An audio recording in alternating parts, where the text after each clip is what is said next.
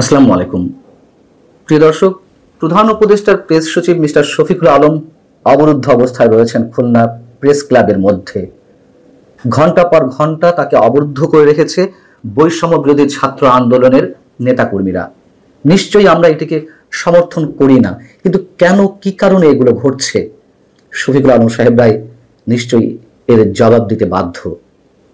শফিকুল আলম হয়তো বিশেষ কাজে তিনি খুলনা গিয়েছিলেন, জেলা প্রশাসকের সঙ্গে সকালে বৈঠক করেছেন, সেখানে সাংবাদিকদের সঙ্গে মত বিনিময় করেছেন। পরবর্তীতে শনিবার বিকাল 5টার দিকে তিনি স্থানীয় প্রেস ক্লাব পরিদর্শনে যান। সেখানে প্রেস ক্লাবের সামনে বৈষম্য বিরোধী ছাত্র আন্দোলনের নেতাকর্মীরা অবস্থান নেয় এবং এতটাই তারা অবস্থান নেয়, দৃঢ় করে যে প্রেস ক্লাবের ভিতর থেকে কেউ বের হতে পারছিলেন না। আমি যখন এই ভিডিওটা করছি রাত প্রায় 9:15 বাজে, প্রায় 4 ঘন্টা ধরে অবরুদ্ধ অবস্থায় রয়েছেন। যতটুকু আমি এখনো পর্যন্ত শুনেছি, যৌথ বাহিনীর সদস্যরা, সেনা সদস্য সহ যৌথ বাহিনীর সদস্যরা সেখানে পৌঁছেছে তাকে উদ্ধার করার জন্য, কিন্তু তারপরও যতদূর শুনেছি তিনি এখনো পর্যন্ত বের হতে পারেননি। এবং কি কারণে এটি ঘটলো, সেই তো মব ভায়োলেন্সের শিকার তিনি হলেন।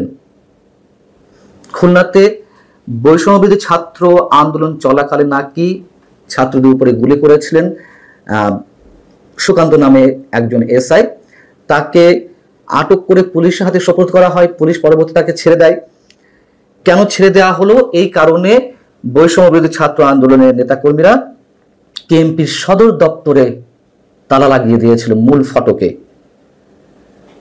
যদি ধরেও নেই যে এসআই সুকান্ত অপরাধ করেছেন, গুলি করেছেন, সত্যি সত্যি তাকে ছেড়ে দেওয়া হয়েছে, আন্দোলনের বা প্রতিবাদের তো আরো অনেক ধরনের ভাষা আছে। পুলিশ সদর দপ্তরের মূল ফটকে তালা লাগিয়ে দেওয়া হয়, প্রশাসন নিশ্চুপ থাকে। কেএমপি কমিশনারের পদত্যাগ না করানো পর্যন্ত বা তিনি পদত্যাগের ঘোষণা না দেওয়া পর্যন্ত তারা প্রেস সচিবকে অবরুদ্ধ করে রাখবেন, বের হতে দিবেন না, এমন ঘোষণা দেওয়া হয়েছে। যেহেতু কেএমপি কমিশনার জানিয়েছেন যে প্রাথমিক তদন্ত চলছে, তাতে যদি তিনি প্রাথমিকভাবে অপরাধী প্রমাণিত হন তখন তাকে আটক করা হবে।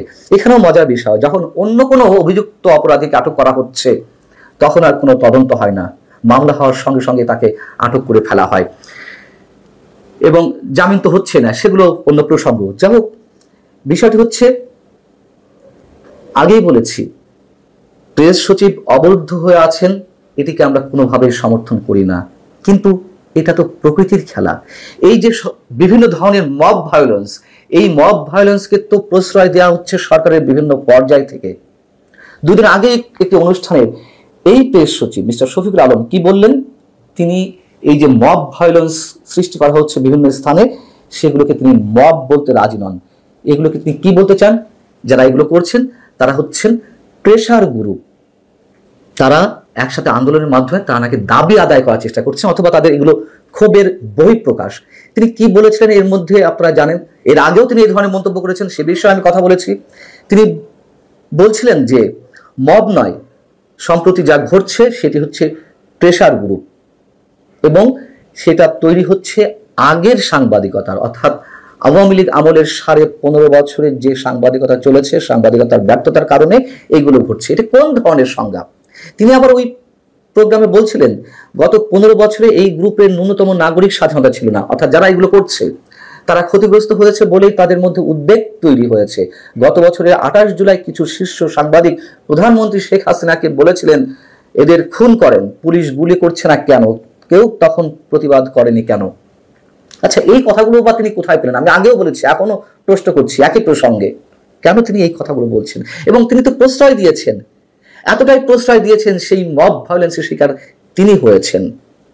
এবং 5 আগস্টের পর থেকে যা কিছু ঘটছে, হাইকোর্ট প্রাঙ্গণে বিচারকদের অপসারণের দাবি থেকে শুরু করে জাতীয় পার্টিকে ফ্যাসিবাদের দোষর হিসেবে ঘোষণা কেন দেওয়া হবে না, তাদেরকে নিষিদ্ধ কেন করা হবে না, ঘোষণা দিয়ে জাতীয় পার্টি কার্যালয় ভাঙচুর করা হলো, আগুন লাগিয়ে দেওয়া হলো। পরবর্তীতে বুলডোজার বাহিনী সম্পর্কে আমরা সবাই জানি, ধানমন্ডির ঐতিহাসিক 32 নম্বর ভবন, বঙ্গবন্ধুর স্মৃতি বিজড়িত ভবন, যেভাবে বুলডোজার দিয়ে গুড়িয়ে দেওয়া হলো, সারা দেশের আওয়ামী লীগ নেতা কর্মীদের বাড়িঘর জ্বালিয়ে দেওয়া হলো, কারোর বিরুদ্ধে কোনো ব্যবস্থা নেওয়া হয়নি।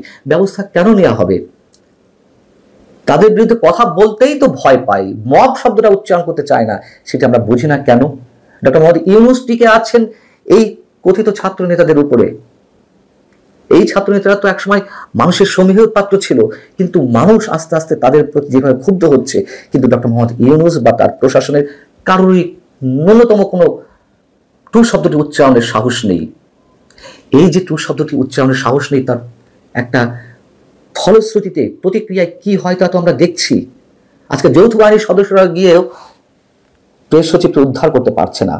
তারা আলটিমেটাম দিয়েছে, যে বৈষম্যবিরোধী ছাত্র আন্দোলন নেতাকর্মীরা আলটিমেটাম দিয়েছে, পুলিশ কমিশনার, পিএমপির কমিশনার জুলফিকার আলী হায়দারের অপসারণ না হওয়া পর্যন্ত তারা প্রেস ক্লাব থেকে কাউকে বের হতে দেবে না। দেবালয়ে আগুন লাগলে স্বয়ং দেবতাও রক্ষা পায় না। এই মব ভায়োলেন্স যে পরবর্তীতে গিয়ে সরকারের আরো ঊর্ধ্বতন শক্তিশালী কারো বিরুদ্ধে সংঘটিত হবে না, ডক্টর মোহাম্মদ ইউনূসকেও যে মব ভায়োলেন্স শিকার হয়ে পদত্যাগ করতে হবে না, তার নিশ্চয়তা কি? এটাই প্রকৃতির প্রতিশোধ। খুনি মরে খুন হয়ে একটা কথা আছে না, আমি পানিতে যতটুকু নামবো ততটুকু আমাকে ভিজতে হবে। আজকে প্রশ্রয় দিয়ে দিয়ে এই সন্ত্রাস সৃষ্টিকারীদেরকে এই অবস্থা আনা হয়েছে। এখন প্রেস সচিব কি বলবেন? এটাও প্রেশার? নিশ্চয়ই বলতে পারেন। সাধ্য তো নেই, সাহস নেই তাদের বিরুদ্ধে কথা বলার। এখন কথা বলতে গেলেই তাকেও পদচ্যুত করা হতে পারে।